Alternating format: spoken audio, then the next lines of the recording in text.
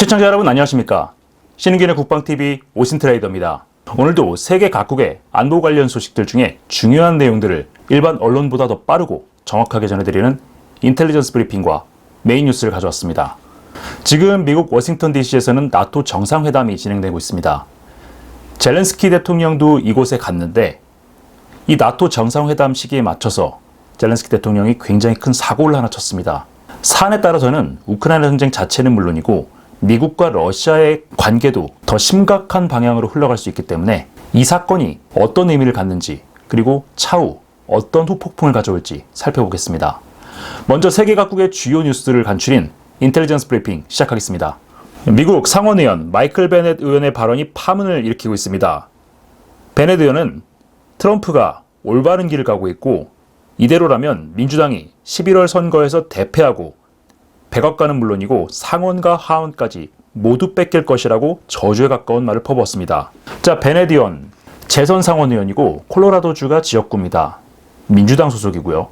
이 사람이 다른 의원들과 식사를 하는 과정에서 이런 발언을 했다라고 하는데 이것이 CNN을 통해서 보도가 되면서 논란이 확산이 되고 있습니다. 지금 바이든 대통령이 지난번 대선 토론회에서 트럼프 전 대통령에게 박살이 났었죠. 그리고 민주당 내에서 바이든 대통령의 문제에 대해서 온갖 종류의 문제와 지적이 쏟아지면서 후보 교체론이 대두가 되고 있는데 민주당의 상원의원, 하원의원들이 사실 제일 걱정하는 거는 정권을 뺏기는 것도 뺏기는 거지만 자신들의 선거가 실패할 수도 있다라는 그런 우려죠. 11월에 미국 대통령 선거뿐만 아니라 상원, 하원 의원 선거도 같이 진행이 되기 때문에 바이든 대통령이 계속 자리를 고수를 한다면 대통령 선거는 물론이고 상하원 선거까지 전부 말아먹을 수 있다. 이런 경고를 베넷 의원이 한 겁니다. 민주당 내부에서 계속해서 이런 이야기가 나오고 있는데 과연 바이든 대통령이 어디까지 버틸 수 있을지 좀 지켜봐야 되겠습니다. 현대 로템과 폴란드 PGZ 그룹이 K2PL 전차 생산을 위한 컨소시엄 출범 계약을 체결했습니다.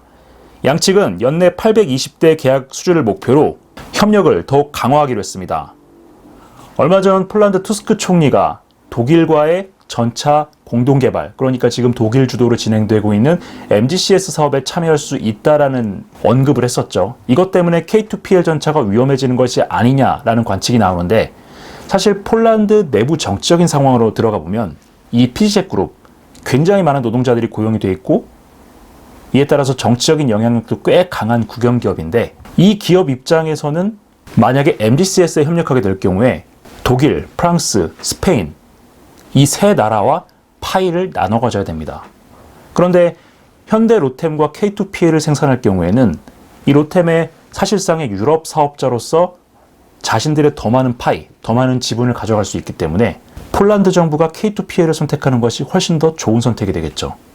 그래서 이렇게 선제적으로 치고 나가는 것 같은데 PGZ그룹과 현대로템은 올 연말 정도가 되면 K2PL 계약이 체결될 수 있을 것이다 라고 보고 있습니다.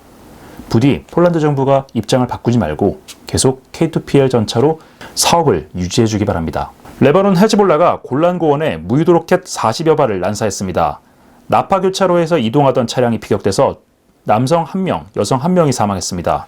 이 사진이 로켓에 피격된 차량인데 교차로에서 이동하다가 정말 눈먼 포탄에 맞은 그런 사례가 됐습니다. 민간인이 사망했는데 헤즈볼라는 이 차량에 이스라엘군 고위 간부가 타고 있었다. 그렇게 주장을 하고 있습니다. 자, 이 사건을 보면 공습 경보가 울렸을 때 대피하는 것이 얼마나 중요한 것인지 그것을 다시 한번 깨닫게 됩니다. 어제도 전해드렸지만 전쟁이 장기화되면 사람들이 전쟁에 굉장히 무뎌집니다. 공습 경보가 울려도 대피하지 않는 경우가 많고요. 사실 이 헤즈볼라가 로켓을 쏟아 부었을 때도 골란 고원 지역에 공습 경보가 울렸습니다. 그럼에도 불구하고 이 차량은 외부에서 움직이고 있었고 정말 운이 나쁘게도 이 로켓에 피격이 됐는데 이게 남의 이야기가 아닌 것이 만약에 우리가 북한하고 물리적인 충돌이 발생했을 때 공습 경보가 울리면 차량을 운전하고 있는 상황이더라도 일단 차를 멈춰놓고 근처에 가장 가까운 건물 지하로 들어가셔야 됩니다. 로켓이나 포탄이 생각보다 그렇게 강력한 위력이 아니기 때문에 어지간한 건물은 한두 발 맞는다고 해서 폭삭 가라앉지 않습니다. 굉장히 안타까운 죽음이긴 한데 이번 사건을 계기로 해서 이스라엘 주민들도 공습 경보가 울리면 밖으로 돌아다니는 일이 없도록 해야 하겠습니다. 이스라엘군이 드론 작전으로 시리아 지역의 다마스쿠스 인근의 검문소에서 차량을 공격했습니다. 하산 나스랄라, 헤즈볼라 최고 지도자의 전 경호 책임자가 사살됐다는 소식입니다. 자, 바로 사진에서 보시는 바로 이 인물입니다. 아부 알 파들 카르나베시라는 인물인데 차량이 완전히 전소가 됐죠. 드론에 대전차 미사일을 장착해서 다마스쿠스 인근까지 가서 발사를 한 것으로 보이는데 시리아군의 방공망은 전혀 작동하지 않았다고 합니다. 이 사람은 나스랄라의 경호 국장 출신이고 현재는 시리아 지역에서 이란 혁명수비대와 협력해서 무기를 밀수하는 그런 역할을 맡고 있었다고 합니다. 최근에 이스라엘이 드론을 이용해서 헤즈볼라 관련된 고위 인사들을 하나둘씩 계속 제거를 하고 있는데 이런 식으로 고위 인사가 제거될 때마다 헤즈볼라는 수백 발의 로켓을 쐈죠. 아마 오늘 밤이나 내일쯤 이스라엘 북부 지역에 대규모 로켓 공격이 감행되지 않을까 우려가 됩니다. 에이브릴 헤인스 미 국가정보국장이 이란이 미국 내 반이스라엘 시위대에 자금을 지원하고 있다고 밝혔습니다. 그 목적이 미국 내 혼란과 불화를 조장하는 것이라고 했는데 사실 이란뿐만이 아니죠. 러시아도 그렇고 중국도 그렇고 미국의 안티파도 있고 친팔레스타인 시위대도 있고 이런 세력들에게 배후에서 자금을 대는 어떤 보이지 않는 손이 있다라는 이야기는 과거 2020년 대선 때부터 계속 있었던 이야기죠. 굉장히 더럽고 치졸한 방식이지만 이런 방식의 내부 혼란 전술 이런 것들은 비용대 효과를 생각했을 때 굉장히 좋은 전술이긴 합니다. 문제는 지금 미국이 당하고 있고 유럽도 당하고 있고 우리도 최근에 대통령 탄핵 청원에서 외국인들이 개입했다라는 의혹이 있죠. 그저 바다 건너 남의 일로 볼 일은 아닌 것 같습니다. 윌리엄 번스 CIA 국장이 이집트 대통령과 가자 문제를 논의한 직후에 카타르로 이동했습니다. 현지 시각 10일 이스라엘, 하마스, 카타르와 이집트가 참여하는 휴전 협상을 진행할 예정입니다. 미국 유럽사령부가 부대 방어 태세를 브라보에서 찰리로 격상했습니다. 러시아가 지원하는 집단이 사보타주에 나설 가능성이 크다라는 판단 때문인데 이 부대 방어 태세는 델타 등급이 가장 높습니다. 테러가 임박했거나 이미 진행이 됐을 때 델타 등급이 발령이 되고 그 바로 밑에가 찰리 등급인데 평상시에는 알파에서 브라보 태세를 유지를 하고 있다가 지금 찰리까지 격상이 됐다는 겁니다. 최근에 러시아가 지원하는 사보타주 그룹이 유럽 각지에서 인프라나 다중 이용시설을 공격하고 있죠. 미군 부대를 대상으로도 이러한 테러가 있을 수 있다는 건데 유럽 상황이 갈수록 안 좋아지는 것 같습니다. 인도와 러시아가 정상회담을 갖고 공동성명을 발표했습니다. 양국은 특별하고 특권적인 전략적 파트너십을 강조하면서 2030년까지 양자 간 교역 규모를 1,000억 달러 규모까지 확대하겠다라고 밝혔습니다. 자, 이 사진은 푸틴 대통령이 모디 총리에게 훈장을 수여하는 장면인데 푸틴 입장에서는 굉장히 고마웠을 겁니다. 완전히 고립돼서 고립무원의 상태였는데 모디 총리가 직접 날아왔고 여기에서 미국의 제재에 관계없이 러시아와의 교역을 더 확대하겠다라고 밝혀줬으니까 이만큼 고마운 사람도 없었겠죠. 러시아와 인도가 이렇게 협력하는 걸 보면서 미국은 좀 반성을 좀 해야 됩니다. 원래 인도는 트럼프 행정부 때까지만 하더라도 소위 쿼드의 일원이었죠. 소위 말하는 로그네이션들과 맞서는 그런 국가였는데 바이든 행정부 출범 이후에 인도와의 관계가 급격히 약화되고 또 쿼드라는 레짐도 사실상 유명무실해졌죠. 그 이후에 지금 인도가 러시아와 밀착하면서 러시아의 숨구멍을 만들어주고 있는 그런 형국인데 사실 이것도 미국의 외교 실패라고 봐야죠. 미국 입장에서는 인도를 확실하게 자기 편으로 끌어들이지 못하면 중국, 러시아와 대결하는 데 있어서 상당한 어려움을 겪을 수밖에 없습니다. 바이든 대통령이 재선에 성공을 하든 트럼프 전 대통령이 다시 백악관으로 돌아오든 미국의 대인도 정책은 좀 수정돼야 할 것 같습니다. 튀르키예가 중국과 전기차 협력을 강화하기로 했습니다. 중국 전기차 업체 BYD가 튀르키예 현지에 10억 달러 규모의 공장을 건설하고 연간 15만 대를 생산해서 유럽 시장에 진출하겠다고 선언했습니다. 지금 공급망을 재편하고 중국과 디커플링을 하고 있는데 특히 유럽연합이 중국과의 디커플링을 굉장히 강화하고 있죠. 그런 와중에 튀르키예가 중국과 협력해서 전기차 공장을 짓고 자신들을 생산 거점으로 삼아서 유럽에 중국산 전기차를 팔겠다라고 하고 있습니다. 최근에 튀르키예가 반나토, 반서방 행보를 굉장히 많이 보이고 있는데 에르도안 대통령의 어깃장이 점점점 심해지는 것 같습니다. 태평양을 떠난 시어도어 루스벨트 항무전단이 아라비아에 도착했습니다. 현지 시각으로 10일 아덴만에 진입할 예정인데 후티는 영내 진입 즉시 표적이 될 것이다라면서 루스벨트 전단을 위협하는 영상을 게재했습니다. 자, 이 사진이 영상을 캡처한 부분인데 살벌합니다. On the targeting of arrival. 도착하는 즉시 표적이 될 것이다. 그러면서 항공모함 주변에서 이렇게 수중에서 폭발하는 그 테스트 사진을 합성을 해서 이렇게 갖다 놨는데, 얼마 전에 러시아가 후티 반군에게 야운트를 제공할 수도 있다라는 첩보가 있었죠. 현재 후티가 가지고 있는 무기로는 루즈벨트 전단을 잡을 수 있는 자산이 없는데, 만약에 야운트가 실제로 공급이 됐다라면 아덴만이나 홍해에서 작전하는 이 루즈벨트 전단 좀 조심해야 할 것 같습니다. 다음으로 우크라이나 전황입니다. 현지 시각으로 2024년 7월 10일 오전 9시 기준으로 우크라이나군 총참모부가 밝힌 지난 24시간 동안의 교전 횟수는 총 128회가 되겠습니다. 우크라이나군은 적 공격을 격퇴하고 있다고 밝혔고 1,100여 명을 사살하고 전차 2대, 장갑차 11대, 차량 57대를 파괴했습니다. 야포는 36문으로 어제보다 많이 줄어들었고, 최근 며칠 동안 다연장 로켓 전과가 식별이 되지 않고 있는데, 식별이 되지 않고 있다는 것은 전장에 다연장 로켓이 등장하지 않고 있다는 것을 의미해서 러시아군 화력이 굉장히 부족한 상황이다라는 것을 유추해 볼 수 있겠습니다. 러시아가 볼첸스크와 차시베르 방면에서 공세를 강화하고 있습니다. 우크라이나는 양쪽에서 모두 러시아군을 격퇴했다고 밝히고 있습니다. 현지 시각으로 지난 7월 8일에 러시아의 K-701 순항미사일이 피격된 키이우 아동병원에 대한 구조작전이 종료됐습니다. 최종적으로 33명이 사망하고 121명이 부상당한 것으로 집계됐습니다. 나토 정상회의에 참석 중인 볼로디미르 젤렌스키 우크라이나 대통령이 미국이 우크라이나군의 러시아 본토 중심 타격 작전의 제한을 해제해야 된다고 요청했습니다. 이와 더불어서 젤렌스키 대통령은 F-16 전투기가 최소 128대 이상은 필요하다면서 러시아군이 매일 300여 대의 전술기를 띄워 우크라이나군을 공격하고 있는 마당에 현재 약속된 50여 대의 F-16은 너무나 부족하다라고 지적했습니다.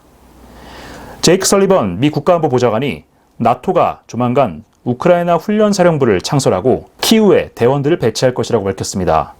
우크라이나 훈련사령부, 독일에 창설될 가능성이 가장 높고, 지금 사실 나토가 우크라이나군을 교육해주고 있는 그 장소 중에 제일 큰 곳이 독일이죠. 그런데 이 훈련사령부가 창설이 되고 이 연락반 형태로 해서 나토군 장교 내지는 대원이 키우에 가게 된다면은 사실상 파병이 되죠. 공식 파병이 되는 거기 때문에 이것도 러시아가 강하게 물고 늘어지는 시비거리가 될 것 같습니다. 사실 우크라이나 입장에서는 독일이나 유럽에서 교육훈련을 하는 것보다 나토 교관단이 우크라이나에 직접 와서 전선 근처에서 시시각각 변하는 전선 환경을 한번 보고 거기에 맞춰서 맞춤형 훈련을 제공하는 것이 가장 이상적이다라고 보고 있는데, 미국과 나토 입장에서는 굉장히 부담이 크죠. 이 전선 인근의 훈련장에 러시아의 공격이 있을 수도 있고, 이로 인해서 자국군이 사망하게 되면 러시아와의 직접적인 물리적 충돌이 되는 거기 때문에 그동안은 이렇게 현지에다가 교관을 파견하는 것을 굉장히 꺼려왔는데, 이번에 나토 훈련사령부가 창설이 되고 나토가 밝힌 것처럼 키우에 교관단이 파견이 되면은 이것을 계기로 나토 회원국들의 우크라이나 파병, 비록 비전투원이라 할지라도 이런 파병이 가시화될 것으로 보입니다. 폴란드가 유럽에 체류하고 있는 우크라이나들을 모아서 우크라이나 군단을 창설했습니다. 말은 군단인데 실제로는 여단급도 안 되는 굉장히 작은 부대고요. 이 비슷한 부대가 지금 프랑스에서도 준비가 되고 있죠. 3,000명, 3,000명씩 해서 여단급 규모를 폴란드군이 폴란드 예산과 폴란드의 무기로 훈련을 시켜서 우크라이나로 보내는 개념인데, 지금 폴란드의 우크라이나군 망명자가 굉장히 많다라고 하죠. 이 사람들 중에 얼마나 많은 사람이 지원할지 좀 지켜봐야 되겠습니다. 나토가 연내 수십 개의 방공 시스템을 지원하겠다고 발표했습니다. 일단 독일, 네덜란드, 루마니아, 미국 이 4개국이 패트리엇 포대를 1개씩 더 주기로 했고요. 이와 별개로 해서 이탈리아가 샘티 방공 시스템을 하나 더 주기로 했습니다. 그래서 이 5개 포대가 추가로 들어가게 됐는데, 이것과 별개로 아이리스트 SLM이라든가 호크, 나삼스 같은 방공 시스템이 수십 개 우크라이나에 공급될 예정이라고 합니다. 이 부분은 바이든 대통령이 직접 언급을 했죠. 7월 8일에 있었던 키우 병원에 대한 미사일 공습, 이게 나토 회원국들에게 굉장히 큰 충격이 된 것 같은데, 이번에 언급된 이 방공 시스템 하루빨리 인도돼서 우크라이나의 민간인 피해를 줄이는데 기여를 해줬으면 좋겠습니다. 우크라이나 전략산업부가 우크라이나 방위산업이 서방의 일방적인 지원을 받는 체제에서 합자사업 형태로 바뀌고 있다고 밝혔습니다. 대표적으로 라인메탈하고 합자회사를 세웠죠. 그래서 우크라이나 서부 모처에 공장을 만들어 놓고 현재는 장갑 차량을 생산을 하고 있는데, 여기에서 조만간 KF-51 판터 전차를 생산할 수도 있다라고 라인메탈이 얘기를 했었습니다. 그리고 CB90도 우크라이나 현지에 생산 라인을 만들어 놓고 이곳에서 생산을 한다라고 하는데, 우크라이나는 이 CB90 장갑차의 예상 도입 대수로 1000대 정도를 밝혔습니다. 예산이 어디서 나와서 이렇게 대규모로 장갑차를 도입할 수 있을지는 모르겠는데, 전쟁이 계속되고 있고 사방에 러시아의 스파이들이 숨어 있는데 계속해서 이렇게 군수산업을 돌리는 거 보면 우크라이나도 어떤 면에서는 참 대단한 것 같습니다. 우크라이나 국영 방산업체 우크로보론프롬이 AN-225 항공기를 반드시 복원할 것이라고 밝혔습니다. 사진에서 보시는 것처럼 이 세계 최대의 수송기 무리아, 꿈이라는 의미죠. 우크라이나의 자랑 그 자체였는데 개전 첫날 공습을 받아서 파괴가 됐습니다.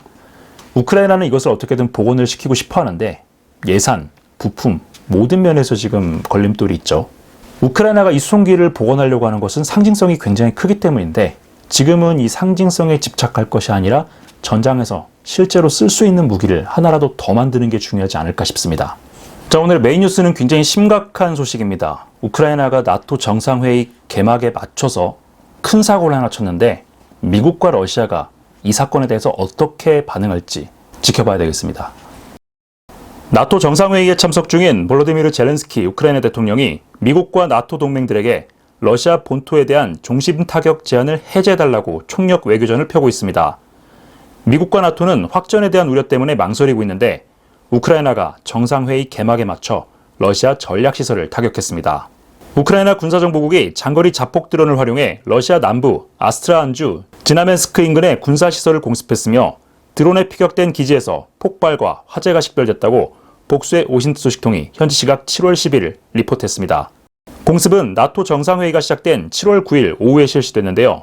피격된 기지는 루안스크주 국경선에서 직선거리로 460km 떨어진 북위 48도 64분 91초 66, 동경 46도 19분 38초 88로 확인됐습니다. 문제는 드론 공습에 피격된 시설이 일반 군사시설이 아닌 항공우주군의 최고 등급 보안시설 중 하나인 카프스티냐르 로켓 기지였다는 것입니다. 이 기지는 1946년 소련이 건설한 비밀기지였는데요. 일반적으로는 러시아의 로즈웰, 러시아판 51구역 등으로 불릴 정도로 UFO 목격이 자주 보고되는 전략시설 중 하나입니다. 이곳은 제2차 세계대전 이후 독일에서 잡아온 기술자들을 가둬놓고 각종 로켓과 미사일을 개발했던 곳인데요. 1960년대에는 소련의 대표적 우주기지 중 하나로 다수의 우주로켓과 대륙간 탄도미사일 발사 실험이 이곳에서 진행됐습니다. 이곳은 지난해 4월 러시아가 미국과 체결한 신전략무기 감축협정 뉴스타트 이행 중단을 선언한 직후 대륙간 탄도미사일 발사 실험을 했던 곳인데요. 러시아는 올해 4월 12일에도 전략로켓군 통제하에 이곳에서 일명 토폴 M2라 불리는 신형 다탄도미사일 발사 실험을 실시한 바 있습니다. 드론에 피격된 건물은 발사 전 로켓 추진체를 최종 조립하는 조립동으로 알려졌는데요. 보안상 외부인 접근이 불가능해 구체적인 피해 규모는 확인되지 않고 있습니다. 이번 공격은 지난 5월 우크라이나가 러시아 남동부 핵미사일 조기경보 시스템을 공격한 뒤 2달 만에 감행된 전략시설 타격인데요. 당시 백악관은 우크라이나 측에 전쟁과 무관한 러시아 전략시설을 타격할 경우 미국과 러시아 간의 핵균형이 무너지고 확전으로 이어질 수 있다며 추가 공격을 금지시킨 바 있습니다. 나토 정상회의 개막일에 맞춘 이번 공격은 전략적 균형 달성을 위해 우크라이나의 러시아 본토 전략시설 타격 제한을 해제해야 한다는 젤렌스키 대통령의 강한 의지가 담긴 것으로 풀이되는데요. 과연 미국과 러시아가 이번 사건에 대해 어떤 후속 조치를 취할지 지켜봐야겠습니다. 자, 러시아판 51구역, 러시아판 로즈웰. 로즈웰은 과거에 미국에서 UFO가 추락해서 외계인 사체가 수습됐다라고 알려진 곳이죠. 물론 음모론으로 밝혀지긴 했는데 지금도 이 51구역을 놓고서 굉장히 많은 음모론이 나오고 있습니다. 이곳에서 워낙 많은 종류의 첨단 무기가 개발이 되기도 했고요.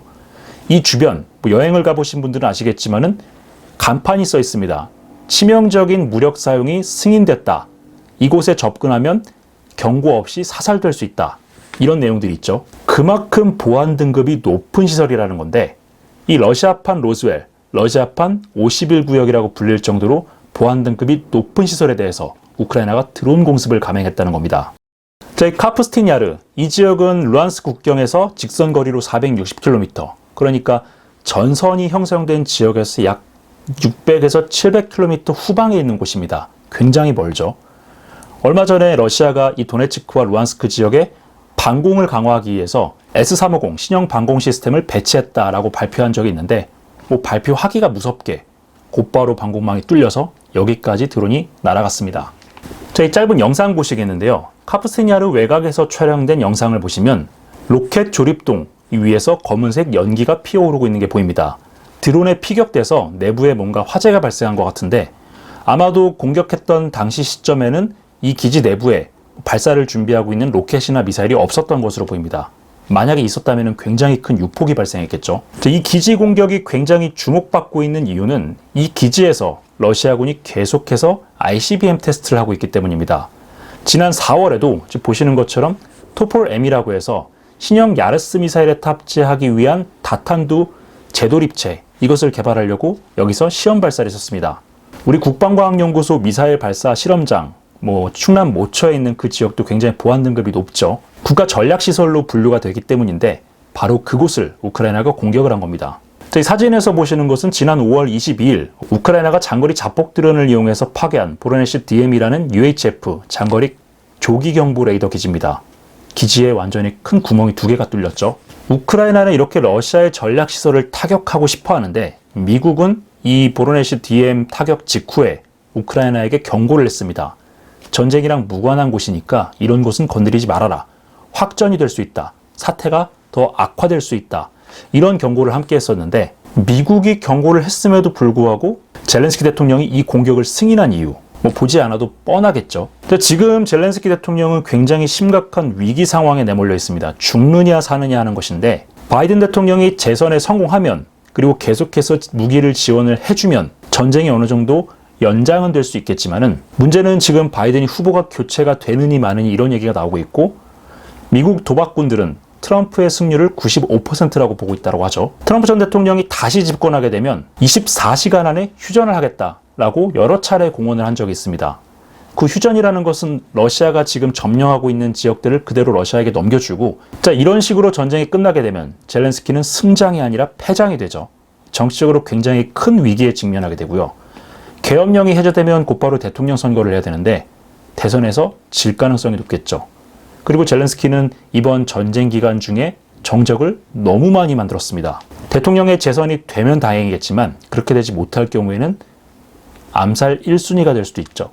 그렇다면은 젤렌스키 대통령 입장에서 최선책은 이 전쟁, 이것을 우크라이나와 러시아의 전쟁이 아니라 서방과 러시아의 전쟁으로 판을 키우는 겁니다. 그러려면 러시아와 미국, 러시아와 유럽 간의 긴장이 더 높아져야 되겠죠. 그렇게 긴장을 높이는 최적의 방법은 미국과 유럽이 가장 껄끄러워하는 러시아의 전략 자산들, 거기를 타격해서 러시아가 우크라이나는 물론이고 서방 세계에 더 강한 반감을 갖게 만드는 겁니다. 이렇게 되면 백악관이 5월에 우크라이나에 경고했던 대로 상황이 굉장히 악화가 될 수 있습니다. 젤렌스키 대통령은 어쩔 수 없는 선택이긴 하지만은 이러한 공격들이 결과적으로 나토와 러시아의 우발적 충돌로 이어질 수 있다는 것을 좀 생각을 해야 될 것 같습니다. 어떻게든 말려야 하는데 아마도 미국은 우크라이나에 대한 무기 지원 완급 조절을 하면서 젤렌스키를 컨트롤하려고 할 겁니다. 또 그렇게 되면 또 전선 상황이 달라지겠죠. 여러모로 골치가 아픈 상황인데 아직 이 공격에 대해서 미국과 러시아의 공식적인 입장은 발표되지 않았습니다. 전략기지가 타격됐기 때문에 반드시 어떤 코멘트나 반응이 있을 것으로 보이는데 과연 미국과 러시아가 어떤 입장을 발표할지 지켜봐야 되겠습니다. 오늘 저희가 준비한 오신트레이더는 여기까지입니다. 시청해주셔서 감사합니다.